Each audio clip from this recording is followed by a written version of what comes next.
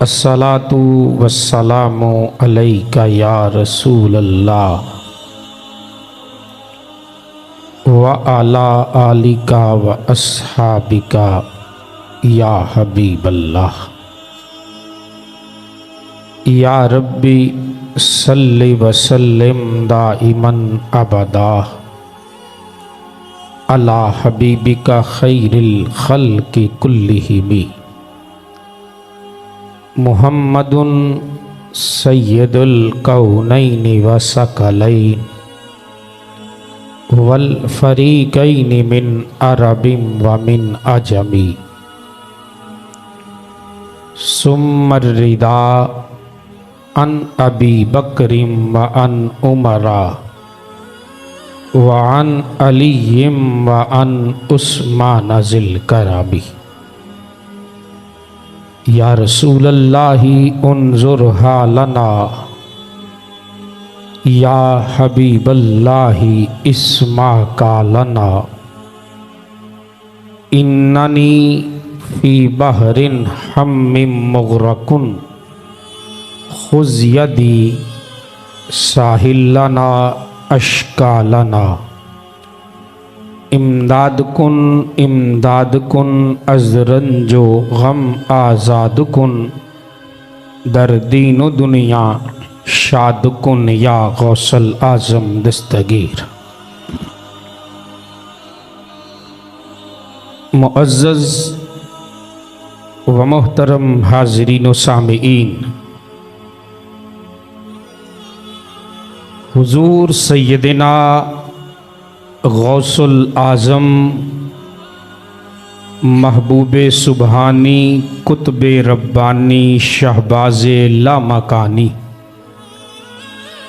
الشیخ عبد القادر جیلانی رضی اللہ تعالی عنہ کی حیات طیبہ کے چند گوشے آپ کے سامنے عرض کیے۔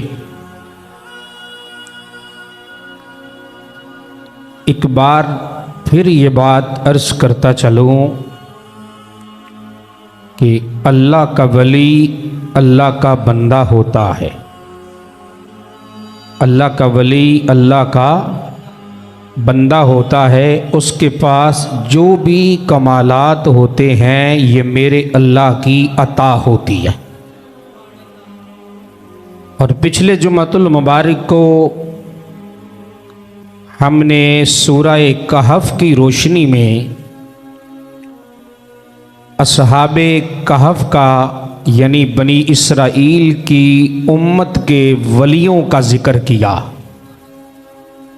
کہ جن سے محبت کرنے والا کتا بھی رب کی بارگاہ میں مقبول ہو گیا۔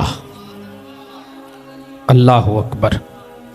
اور اس بات کو قرآن کریم فرقان حمید نے بڑی تفصیل کے ساتھ بیان کیا۔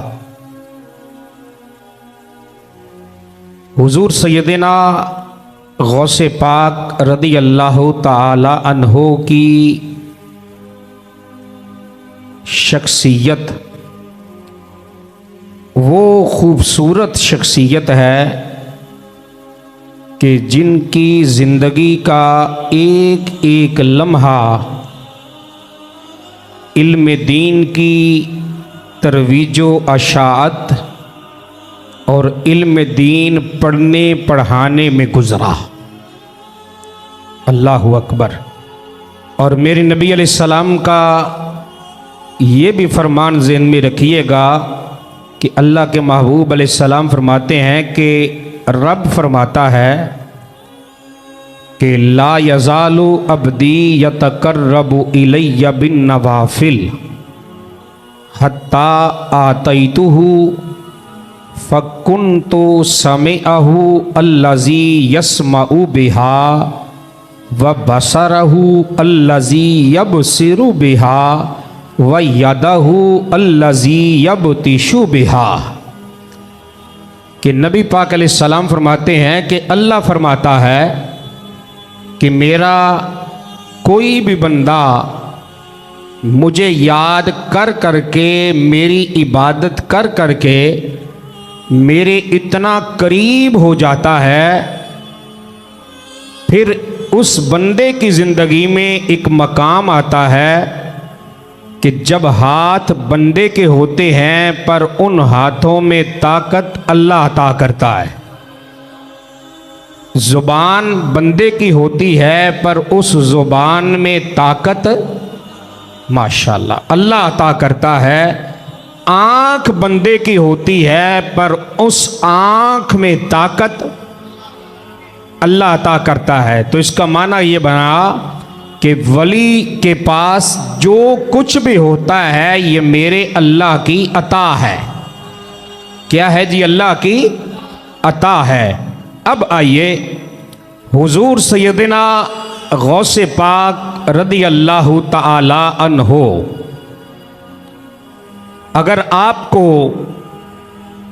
حفاظ اور قراء کے میدان میں دیکھیں تو اپنے زمانے کا سب سے بڑے قاری کا نام عبد القادر ہے۔ اگر علماء کی صف میں دیکھیں تو اپنے زمانے کا سب سے بڑا عالم دین اس کا نام عبد القادر ہے۔ اگر مفتیان کی صف میں دیکھیں تو حضور سیدنا غوث پاک کا نام وہاں بھی وراء الورا ہے۔ اور یہ بات ذہن میں رکھیے گا، یہ جو مفتی کا لقب ہوتا ہے نا، یہ 4 مشہور امام ہیں، امام ابو حنیفہ، امام شافعی، امام مالک اور امام احمد بن حنبل۔ بات سمجھ آئیے، یہ 4 مشہور امام ہیں۔ اب کسی بھی مفتی کی زندگی کو پڑھ کے دیکھیں، کوئی فقہ حنفی کا مفتی ہوگا، کوئی فقہ شافعی کا مفتی ہوگا، کوئی فقہ حنبلی کا مفتی ہوگا، کوئی فقہ مالکی کا مفتی ہوگا، لیکن حضور سیدنا غوث پاک کے علم کا یہ کمال تھا کہ آپ ایک وقت میں 4 مشہور فقہ کے مفتی تھے۔ سوچنے والی بات ہے، یہ رب کی طرف سے کیا کمال ہے یار، سوچنے والی بات ہے۔ اور پھر مدارس کی چٹائیوں پہ بیٹھ کر جو لوگوں کو آپ نے علم دین پڑھایا، اور پھر اس علم دین کا جو فیض ہے وہ اتنا دور تک پہنچا کہ اس زمانے کا بادشاہ سلطان صلاح الدین ایوبی حضور غوث پاک کے مدرسے میں بیٹھ کر غوث پاک سے علم دین پڑھتا تھا۔ کو بات سمجھ آ رہی ہے؟ سلطان صلاح الدین ایوبی جیسا بندہ اور فقہ حنبلی کا بہت بڑا عالم علامہ ابن قدامہ، یہ اپنے زمانے کا بڑے پائے کا عالم تھا، حضور غوث پاک کا یہ بھی شاگرد تھا۔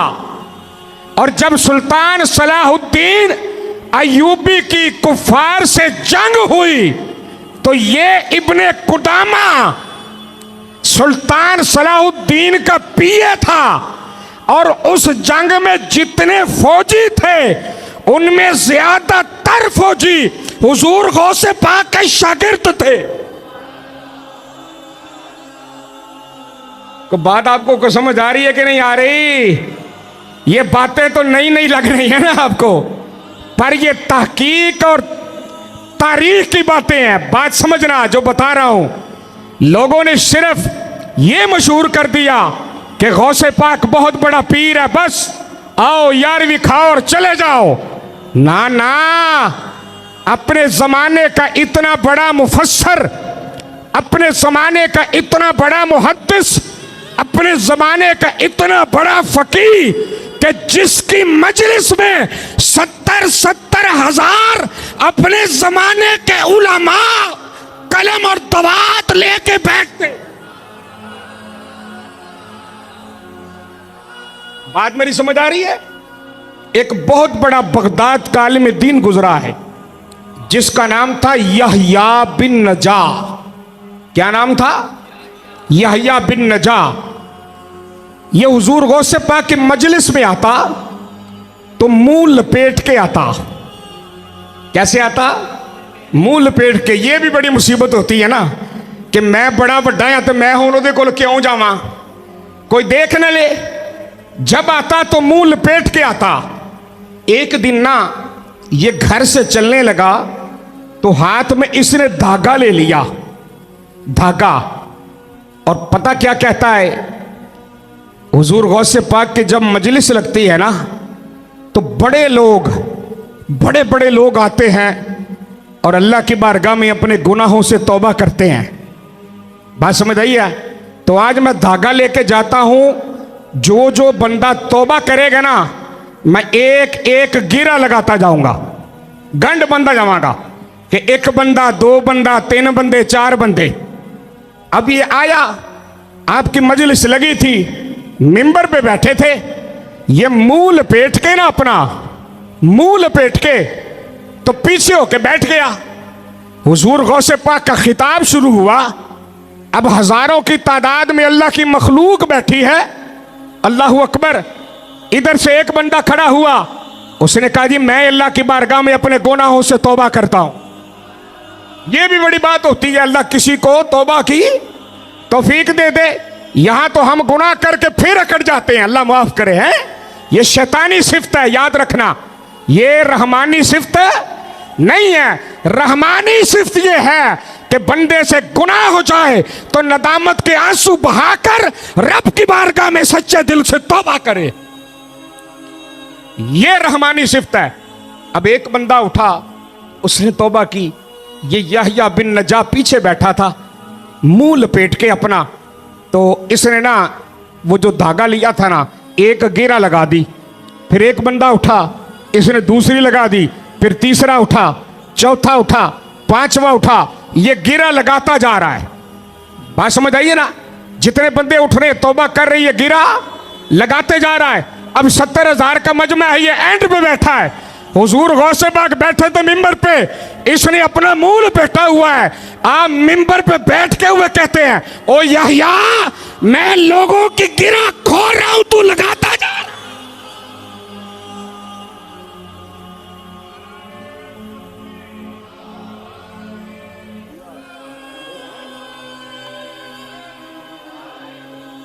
بات سمجھ آئی ہے؟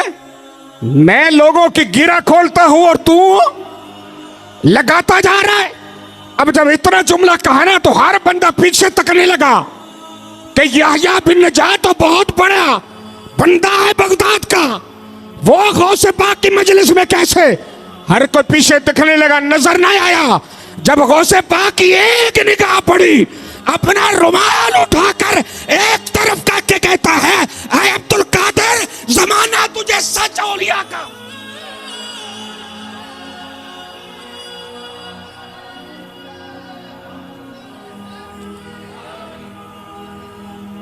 تو بات سمجھ آئی ہے؟ اور حضور غوث پاک کیا فرماتے تھے؟ یہ جملہ سنیے گا، فرمایا نظرت الی بلاد اللہ جمعا کخردلۃ علی حکم التسالی۔ اللہ نے عبد القادر کو، اللہ نے عبد القادر کی نگاہ میں اتنی طاقت دی ہے، اتنا نور دیا ہے، عبد القادر رب کی عطا سے اپنی تلی پر رب کی ساری مخلوق کو ایسے دیکھتا ہے جیسے رائی کا دانہ۔